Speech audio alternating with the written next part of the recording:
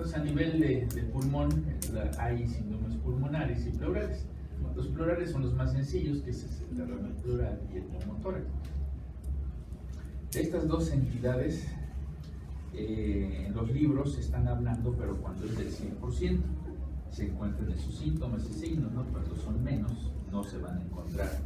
Entonces debe de ser un derrame pleural del 100% y un neumotórax del 100% de colapso, si no, no es así. Y los pulmonares son los de condensación, el de atelectasia, el de rarefacción y el cavitario.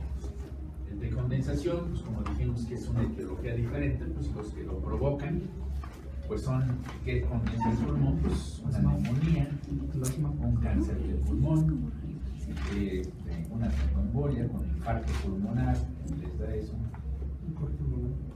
La fibrosis pulmonar les da síndrome de condensación. Son los ejemplos clásicos a nivel de la especialidad. De la atelectasia, pues lo dicen, ¿no? Pues es con presión.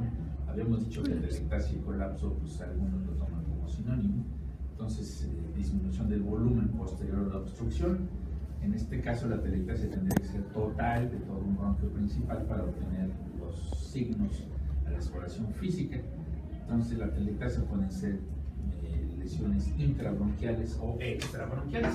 Los intrabronquiales, pues lo más común en los niños, pues son los cuerpos extraños, se le va ¿qué es? La goma del lápiz, un tumor intrabronquial, un cáncer.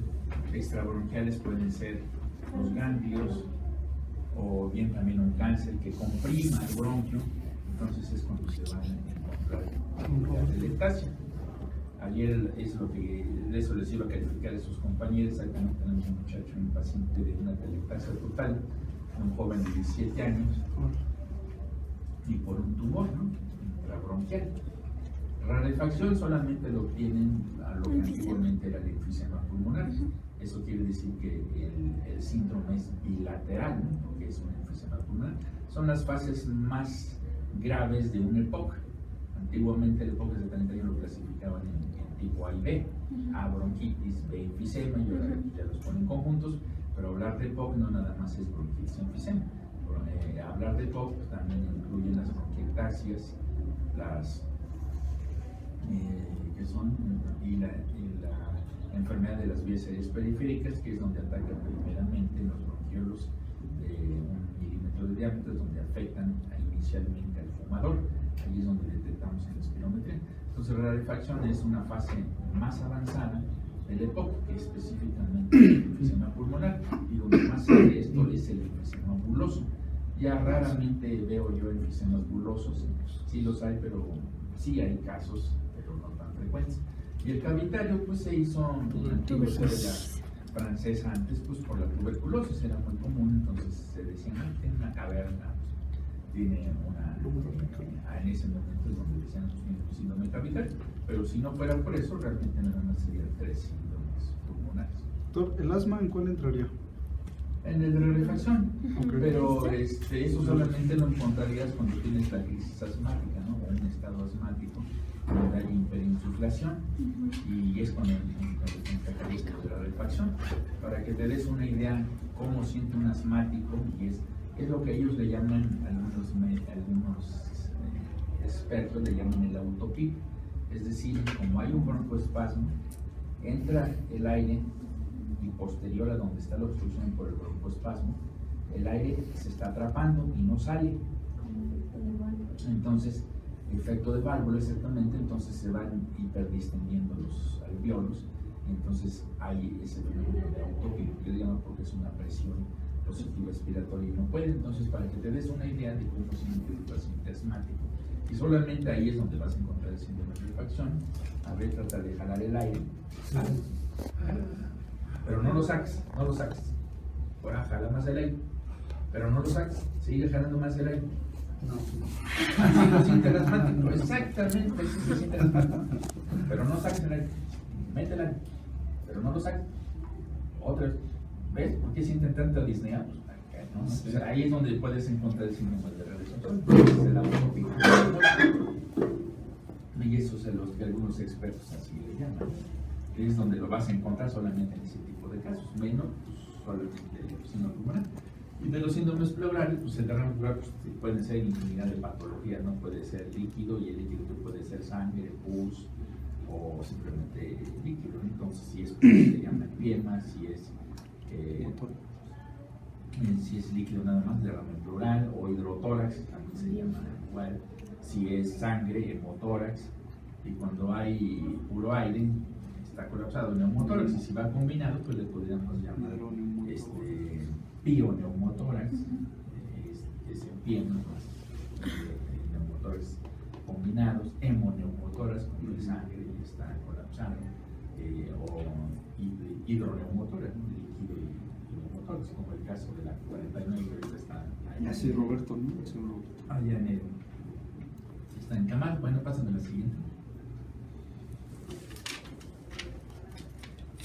Bueno, entonces aquí ya están en conjunto todos.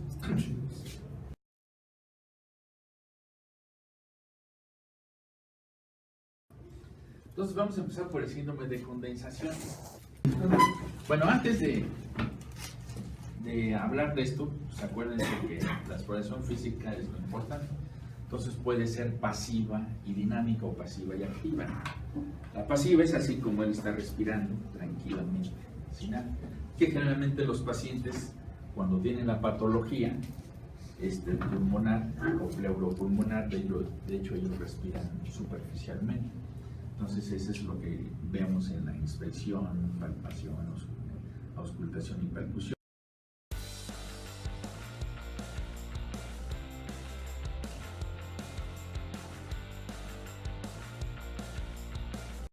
Vemos en la inspección la simetría o asimetría de los dos hemitórax. ¿Sí? Eso es lo que vemos en la inspección, y obviamente se debe de ver así como yo lo estoy haciendo. De lado, porque ahí es donde empiezan a ver los movimientos respiratorios, a lo mejor uno lo hace más que otro. De frente, por detrás, en el costado, los dos, para que vean. Esa es la inspección pasiva, pero también puede ser la activa o dinámica. ¿Cuál es? Pues que el paciente respire profundo, para que vean, sean más notorios a la inspección esa simetría o asimetría que están buscando. Pero es obvio, se fatigan. Lástima que no están aquí las que rotaron conmigo hace 2 semanas, de las estudiantes. Vieron un paciente así con fibrosis y sí se fatigaba bastante. Entonces lo hicieron dinámico para poder encontrar ese síndrome que ustedes ven aquí. Solamente lo encontraron cuando lo hicieron en fase dinámica o activa, ¿no? Que respirara más profundo el paciente para encontrar los estertores, porque así como él se encontraba, prácticamente no se auscultaban. Y ahorita vamos a ver la importancia de unas leyes francesas de Ameugy, que son antiguas de la clínica francesa, pero que van a explicarse por qué a veces hay discordancia clínico-radiológica, ¿no? Y son en base a esas leyes que te vamos a explicar. Entonces, en la inspección, pues así, de costado, de frente, de lado, pasiva y dinámica. Si creen que no se fatiga el paciente, le dicen, respire profundo, al menos unas 5 respiraciones para que sean rápido. Los dos, ahora sí, rotan para ver la simetría o asimetría, y que no se les fatigue tanto el paciente por su patología que tenga. Entonces, eso es la inspección.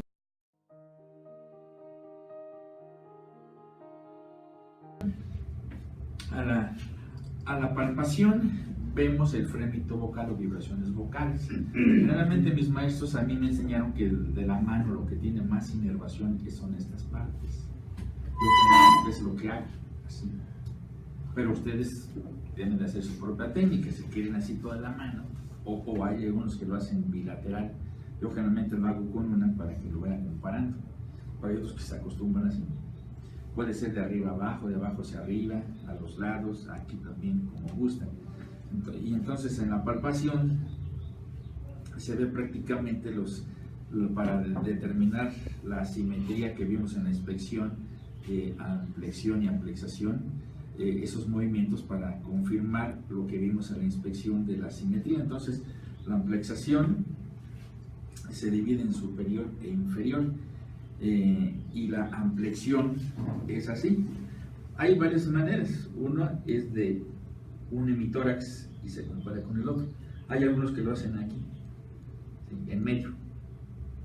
Yo generalmente no acostumbro eso porque pues estar en medio no detectas la asimetría, en cambio de uno y de otro sí, en un acto respiratorio, ¿no? También igual, pasiva o activa o dinámica, ¿no? Si él está así tranquilo, pues realmente no se nota, pero si le digo al paciente, a ver, respira hondo, y la ven, la diferencia. Y otro acá, otra vez. Debe de ser en todo el acto respiratorio, ¿no? Inspiración y expiración.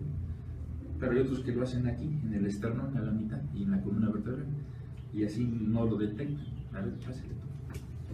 Tienes ese estilo de madero, ya a ver, comprueba dónde sientes mejor de esta manera, o en medio.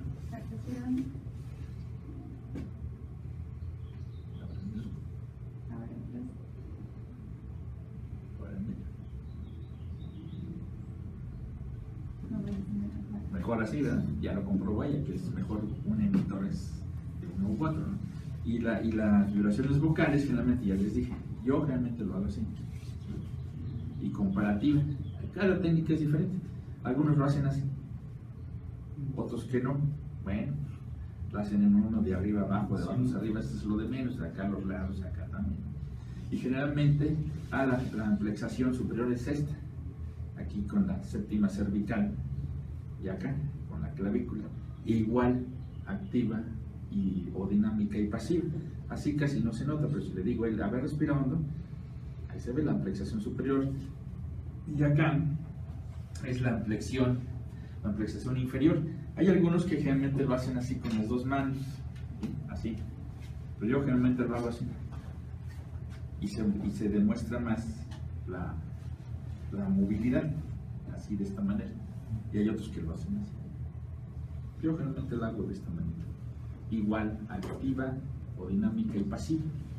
¿Sí? Eso es lo que se hace en la flexión. Y el frémito vocal, con las vibraciones, igual ya les dije, arriba, abajo hacia arriba, adelante, a los costados y hacia atrás.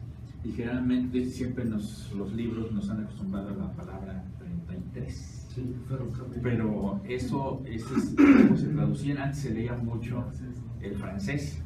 Entonces, el 33 en francés son generalmente pura consonante o pura vocal alargada. Entonces, nosotros lo que hacemos es decirle al paciente que lo diga uno, caldo, n, m, porque eso transmite mejor las vibraciones. Entonces, es lo que utilizo yo. Y obviamente se le indica al paciente, a ver, diga uno, pero si le dicen uno. No, deben decirle así, a ver, sí señor, uno, así, uno lo pueden decir sin que se agote, porque el paciente se va a agotar. En el momento que se digan uno, va bajando, debe de ser a la misma intensidad, pero sin agotar, uno, ya terminó, uno, ese es el frémito vocal o vibraciones vocales.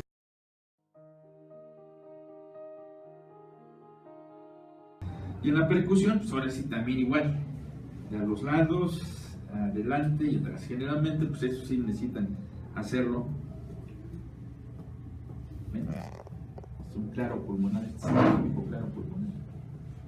Aquí en los ápices es donde se ausculta bien. Se percute bien. Es estar a cada rato haciendo sus ejercicios con el dedo medio, con como se adapta. Igual de arriba a abajo, de abajo hacia arriba, tanto de frente como los costados, como atrás. Esa es técnica, ustedes se la tienen que hacer. Ahora sí, ustedes hacen su propia técnica.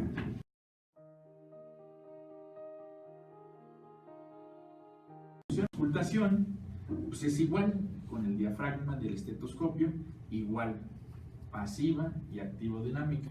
Que respiren igual de arriba a abajo, de abajo hacia arriba, adelante, atrás, a los lados y atrás. Y igual hacen la respiración. Si ya el paciente no coopera y no se fatiga, a ver, respire profundo y lo van haciendo comparativo. ¿Sí? De los lados, y esa es la dinámica. Y ya de ahí encuentran sonidos agregados o ruidos adventizos que le llaman, porque el ruido, pues, la palabra quiere decir aquello que no tiene armonía, ¿no? Que no tiene nada, pero pues el ruido a veces también tiene armonía, ¿no? Entonces los sonidos que se escuchan aquí le llaman sonidos respiratorios, y lo que no es que entra esto, que son dos: el soplo laringotranqueal o soplo glótico, que se oye aquí, donde está la laringe aquí mero, y en la región interescapular, aquí más o menos en la cuarta vértebra torácica, se escucha este soplo glótico o soplo laringotranqueal. Aquí me ponen su estetoscopio y aquí lo ponen, o acá atrás. Y más abajo en las bases es lo que le llaman murmullo vesicular, que aparentemente es el aire que entra a los bronquiolos y sale, y ese movimiento de los bronquiolos es lo que da aparentemente la característica del murmullo vesicular, y por eso ya le llama así. Entonces a la auscultación se escuchan eso, más si hay ruidos agregados o sonidos adventizos, pues ya son los estertores, sibilancias. Antiguamente los estertores eran crepitantes o finos, subcrepitantes, bueno, les llamaban así, era una sinonimia: estertores crepitantes, alveolares o finos, es lo mismo. Otros le llamaban estertores subcrepitantes o bronquioalveolares, los sibilancias, el roncus, el fronte pleural. Entonces eso es en la auscultación. Igual, como les dije, pasiva y activo-dinámica. Y ya de ahí se da la auscultación de la voz. Cuando se incrementa la auscultación de la voz, es lo que se llama broncofonía, aumento de la intensidad de la voz. Cuando se escuchan la voz de polichinela o la voz de cabra, que eso se ve en el derrame pleural, cuando va en la transición entre el claro pulmonar y el derrame, hay una zona que le llaman la curva de Darmazón clínicamente. Entonces ahí es donde se escucha la voz de polichinela o la voz de cabra, o egofonía, como le llaman, y así se oye. A ver, diga uno. Entonces ustedes en la auscultación se oye no, así se oye. ¿Sí? Y cuando se escucha la voz articulada, es decir, 1, 2, 3, así pausado, 1, 2, 3, que eso se oye en la condensación, pues dicen, pues esto se llama pectoriloquia, al final de cuentas, y esto se ve en la condensación. Entonces a la auscultación pues, debe de ser eso: el murmullo vesicular o el soplo glótico, y finalmente la auscultación de la voz. El soplo tubario, por ejemplo, ahorita vamos a ver, ahí está la condensación. El soplo tubario, por definición, se dice la transmisión del soplo glótico o soplo laringotranqueal. Cuando escuchen aquí en las bases o a los lados y digan, se oye más rápido, parece una respiración soplante, y tengan la duda si es un soplo tubario o no, pones en el diafragma de ese estetoscopio acá. Si se escucha igual que acá, ese es el soplo tubario. Es más, ponte de aquí el estetoscopio.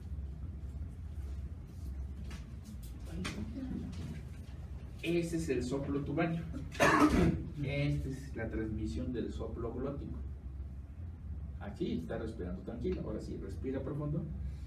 Acá. Ese es el soplo tubario. Si lo auscultas acá en las bases, por definición lo dice: soplo tubario es la transmisión del soplo glótico, soplo laringotranqueal, que es este. Quiere decir que está condensado perfectamente. Entonces ese es el soplo tubario. ¿Tienen duda de que sea o no? Luego lo ponen acá y dicen, soy igualito, soplo tubario. ¿Sí? Entonces ahorita vamos a ver esto. El síndrome de condensación, que se ve, ya les dije en qué patologías. Vean cómo la inspección, la movilidad está disminuida dependiendo del emitor, porque puedes tener una neumonía, un cáncer en los dos pulmones, entonces está disminuido en los dos emitores, pero que menciono, si quieres, ya para que apuntes. Entonces, las vibraciones vocales, ahí están bien. El frémito vocal está aumentado. A la percusión hay matidez. Ahí está lo que les decía en la auscultación: hay broncofonía, aumento de la intensidad de la voz. Hay los estertores crepitantes o finos. Se les dice estertores crepitantes o finos porque son al final de la inspiración. ¿Por qué? Porque es cuando se entra el aire y se aperturan los bronquiolos, pero fuera de eso no se auscultan los estertores finos o crepitantes. Si son bronquioalveolares, quiere decir que tanto en la inspiración como en la expiración predominan. Entonces quiere decir que los bronquiolos y bronquios subsegmentarios están llenos de secreción, por eso se oyen en la inspiración y expiración. Por eso les llaman bronquioalveolares o estertores subcrepitantes, que antiguamente se les decía. Pero si no, los finos subcrepitantes pues son teleinspiratorios, es decir, al final de la inspiración. Y el soplo tubario, ¿ven? Ahí está la condensación. Entonces, ejemplos donde se forma ese tipo de síndromes, pues obviamente es neumonía, cáncer de pulmón, infarto pulmonar, fibrosis pulmonar, porque eso es bilateral. Después vendría el de la rarefacción, el que me preguntabas, que se ve en el enfisema pulmonar. Vean cómo está disminuida la inspección, y es más, a la inspección se ve un tórax en tonel, ¿no? En campana, están hiperdistendidos, así como el ejercicio que hiciste del paciente asmático, ¿no? Obviamente las vibraciones vocales van a estar disminuidas. A la percusión va a haber hipersonoridad, algunos le dicen timpanismo, ¿no? Pero, caja de cartón. el timpanismo es como una tripa. En caja de cartón. Es la hipersonoridad. Y la auscultación de la voz, pues obviamente va a estar disminuida, y obviamente ningún sonido adventicio, ¿sí? Y aquí le marcan inspiración breve. Después viene el de la telectasia. Ya les dije que solamente se obtiene cuando el bronquio principal, que ya sea derecho o izquierdo, está tapado. Menos no lo van a encontrar. Ya vimos en las placas de tórax cuántos signos radiológicos hay de telectasia, y son minúsculos, ¿no? Pero eso solamente se encuentra cuando es total. Si no, esto que ustedes están viendo no se encuentra así.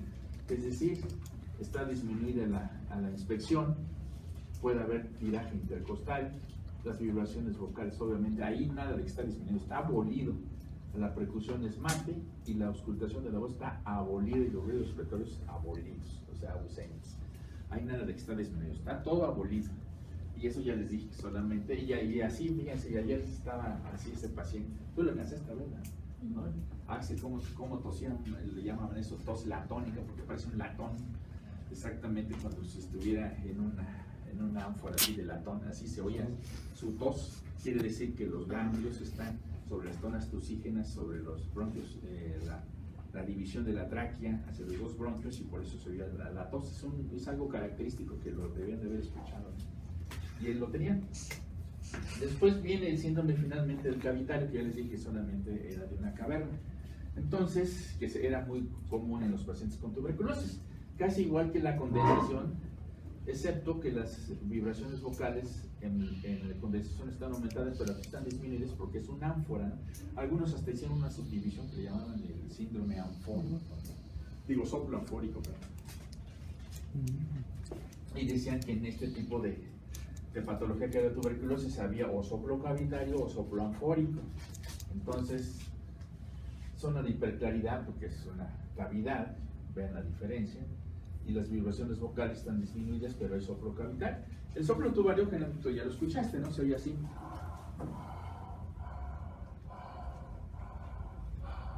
Y el soplo cavitario se oye así.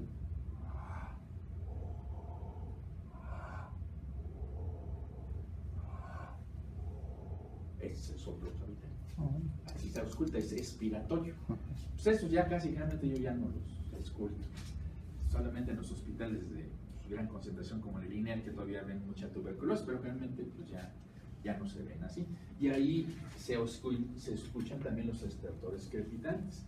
Algunos clínicos franceses hablaban que cuando se despegaba el calcium de la caverna, ellos le daban como un estertor grueso, y me decían mis maestros, no, pues lo que escuchas se llama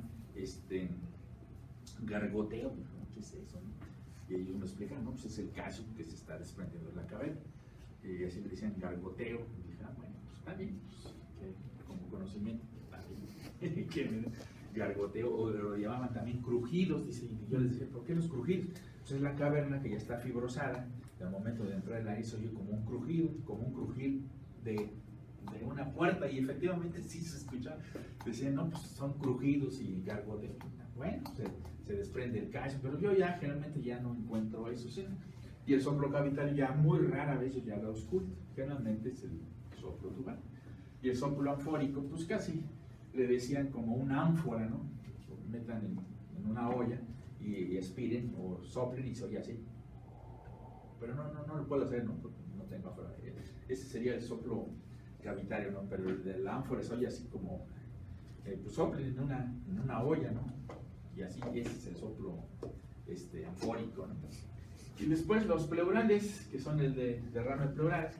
Vean cómo en ambos hay disminución de la movilidad. Si es neumotórax, pues está bombado, ahí está la simetría, no está bombado. En el derrame pleural también está bombado.